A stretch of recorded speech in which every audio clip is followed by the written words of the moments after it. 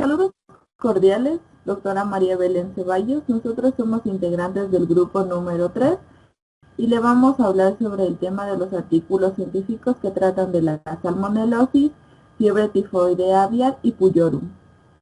Primero empezaremos con la salmonela. La salmonela pertenece a la familia de Bacteriaceae. Son bacilos gram negativos anaerobios facultativos. Existen más de 2.500 serobares que se clasifican en base a los lipopolisacáridos, proteínas flagelares y a los antígenos capsulares. Cada una tiene diferentes cepas con diferentes grados de virulencia. De acuerdo con la CDS y la OMS, solo existen dos tipos, la salmonella entérica y la salmonella bongol. Cada una cuenta con sus especies claramente. En su distribución geográfica, sabemos que se encuentra en todo el mundo, con más frecuencia en donde se aplica la ganadería intensiva. El tipo de transmisión es mediante vía fecal, mediante la picadura de mosquitos y mediante que los animales pueden infectarse por agua o alimentos contaminados, incluso las pasturas o por contacto con animales infectados o seres humanos. Este tipo de salmonela sobrevive en ambientes cálido húmedo. Para su desinfección, sabemos que es susceptible a los hipocloritos de sodio al 1%, al etanol al 70% y al glutaldehído al 2%. Desinfectantes en base de yodo, fenólicos y formaldehído. En infecciones en animales se ha encontrado salmonella en mamíferos, aves, reptiles y anfibios, igualmente en peces e invertebrados. Los casos clínicos son más frecuentes en el ganado vacuno, los cerdos y los caballos. Sin embargo, son poco comunes en perros y gatos. El periodo de incubación de la salmonella es muy variable. Existen los signos clínicos, pero generalmente es asintomática. Cuando existen síntomas, el animal puede estar sometido a diferentes factores como el estrés, el hacinamiento, la falta de alimento, el destete, el parto o la exposición al frío o los cambios climáticos. Los síntomas en reptiles son poco frecuentes, pero está caracterizado por una septicemia con presencia de anorexia, apatía y conlleva la muerte. En rumiantes, cerdos y caballos está caracterizado en las tres especies por una septicemia, enteritis crónica, y en el ganado bovino un signo clave es las heces con sangre. En caballos es grave ya que pueden morir dentro de las 24 a 48 horas. Los síntomas en perros y en gatos, los síntomas que presentan en común son las diarreas agudas con o sin septicemia, neumonía, abscesos y puede haber presencia de aborto. Los síntomas en gatos está caracterizado por tener una enfermedad febril crónica que se da anorexia, letargo, pero no hay presencia de diarrea. En aves, los síntomas son anorexia, diarrea y tienen mayor apetencia de sed. La transmisión de la salmonela se excreta por las heces, sea de animales sintomáticos o asintomáticos, pero en este caso los reptiles siempre son considerados una fuente potencial de salmonela. Para su diagnóstico se hace el aislamiento del organismo en heces o en sangre y se da por medio de un crecimiento en cultivos selectivos o no selectivos como el agar sangre, McConkey, eosina azul de metileno, sulfito de bismutal.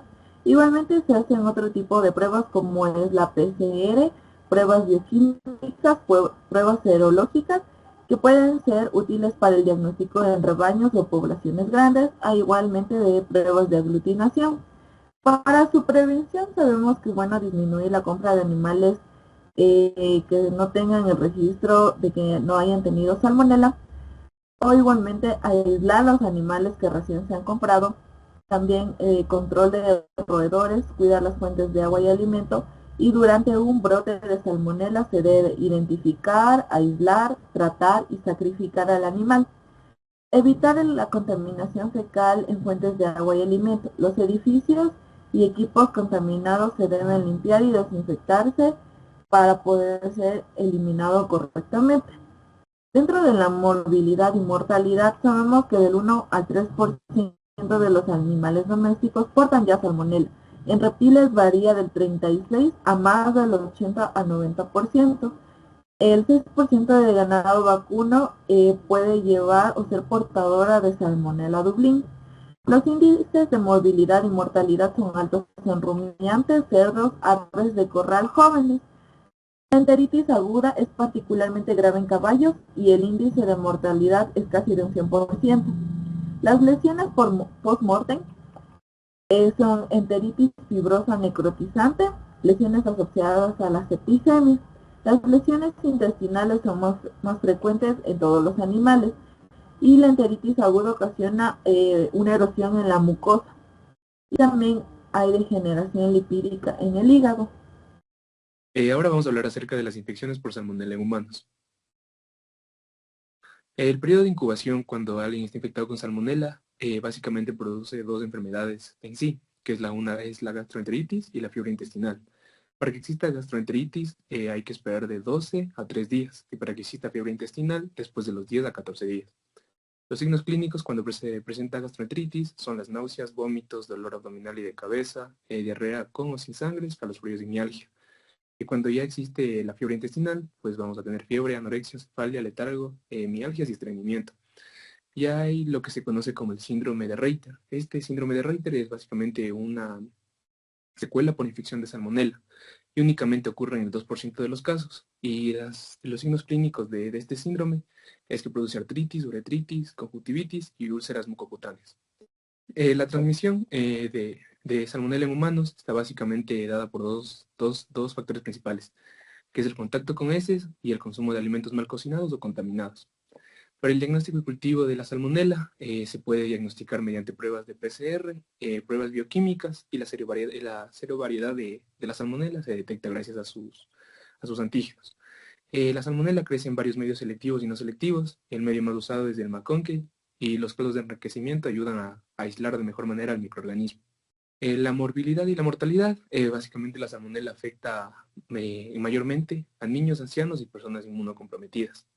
En Estados Unidos los casos existentes son, los casos denunciados es de 30.000 a 40.000, pero también existen casos que no son denunciados, básicamente no son tratados por un médico. Estos casos, al no ser denunciados, ascienden de 1.4 a 4 millones. El índice de mortalidad en Estados Unidos es de 1 a 2% y las muertes anuales es de 400 a 600. Los serobares de salmonela con un índice alto de mortalidad, es básicamente el más grave, es salmonella cholera suis con 20%, seguida de salmonella dublin un 15% y la salmonella enteritidis un 3.6%. Continuamos con el tifus aviar y la enfermedad de pulmonosis. La importancia es que la Salmonella pullorum y la Salmonella gallinarum producen estas enfermedades que son de importancia en la producción avícola. En países donde ya se ha erradicado, como en Estados Unidos, Canadá y Australia, igual existe cierta preocupación, ya que podría aumentar la exposición con el aumento de demanda de las aves camperas. Una cosa que mencionar es que estas salmonelas pertenecen a la Salmonella entérica, subentérica, grupo capsular D. En las especies afectadas tenemos que principalmente las dos van a afectar a aves, pero no necesariamente a las mismas especies, ya que la Salmonella pollorum puede afectar a faisanes, pero no se puede encontrar en aves de corral, la Salmonella pollorum tipo capsular 7. Las infecciones en mamíferos son muy poco frecuentes, pero también se ha informado que ha infectado a bovinos, cerdos, gatos y perros. En humanos muy rara vez producen signos clínicos, ya que en un informe realizado en Estados Unidos se identificaron 26 de 450.000 salmonelas. En la transmisión vamos a tener dos tipos de transmisión. La transmisión horizontal es que puede darse por ejemplo, vectores mecánicos como aves silvestres o si no, una ave enferma que va a ser portadora de la enfermedad y va a contagiar a las que no lo están. También tenemos la infección vertical que la ave enferma va a poner huevos y estos huevos van a estar infectados. Algo que mencionar es que igual en la transmisión se va a dar por vía oral, puede ser por alimentación, agua o canibalismo. Puede contagiarse por roedores y también el principal vector, que son los Dermaicius gallinae, que son ácaros rojos. Eh, Estas dos bacterias van a vivir durante muchos años en un ambiente óptimo, pero pueden ser destruidas fácilmente con los rayos UV. En su desinfección, los compuestos más efectivos son los a base de fenol, amonio cuaternario y yodóforos. Los signos clínicos que van a presentar van a ser algo distintos en aves jóvenes y en aves adultas.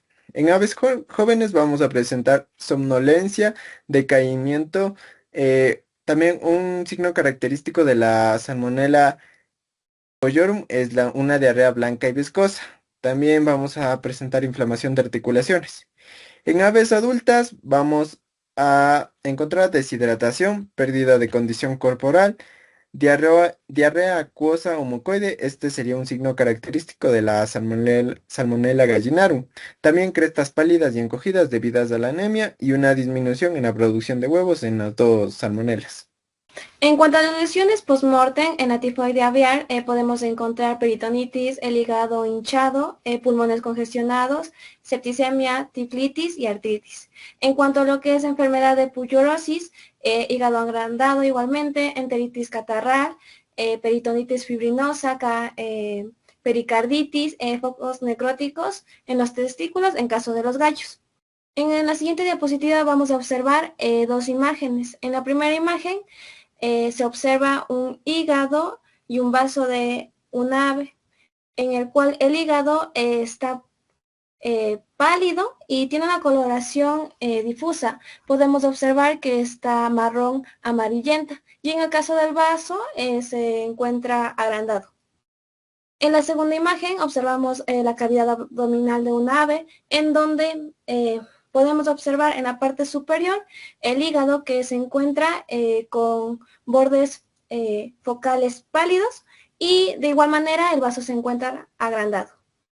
En cuanto a su diagnóstico, primero se aísla los órganos internos infectados, después se cultiva, ya sea en medios selectivos no estándar o estándar. El más usado es el Marcon-Kay. También se realiza pruebas bioquímicas, serológicas, PCR y técnicas más avanzadas, como es el caso del RFLP, MBLI o LAM. En cuanto a la serología, se utiliza pruebas ya sea en un lote o la identificación de aves crónicamente ya infectadas. En el tratamiento, diversos antibióticos se utilizan, pero hay que recalcar que estos no van a eliminar las bacterias, ya que estas bacterias son resistentes a los antibióticos. En cuanto a su control, reportes de enfermedades, ya sea que un veterinario ya sospeche o detecte estas dos enfermedades, va a seguir las directrices, ya sea locales o nacionales. Y en la prevención, en un lote avícola, lo que se va a realizar es adquirir huevos y aves libres de estos dos organismos. Se debe tener una estricta bioseguridad y evitar contacto directo con ambientes contaminados. En cuanto es un lote avícola en países libres de estas enfermedades, lo que se va a realizar es la cuarentena. En áreas endémicas utilizan lo que son vacunas para prevenir casos clínicos y en sistemas semisilvestres tratan estos brotes o intentan reducir la transmisión entre aves en las incubadoras o en otros lugares. En cuanto a la morbilidad y mortalidad, la mortalidad varía entre menos del 1% y el 100%. Esto va a depender de algunos factores, ya sea el tipo de raza, especie, edad, el manejo y también lo que es el estrés. Por ejemplo, vemos en la primera imagen las aves tipo Lorgen son más resistentes a la enfermedad de pullurosis, mientras que las aves ponedoras de huevos marrones son más susceptibles a la tifoide aviar. Los brotes pueden superar más del 50% de mortalidad, mientras que en las aves acuáticas modernas van a presentar una mayor resistencia clínica. Esta sería nuestra exposición sobre estos dos artículos científicos y aquí podemos observar las bibliografías. Gracias.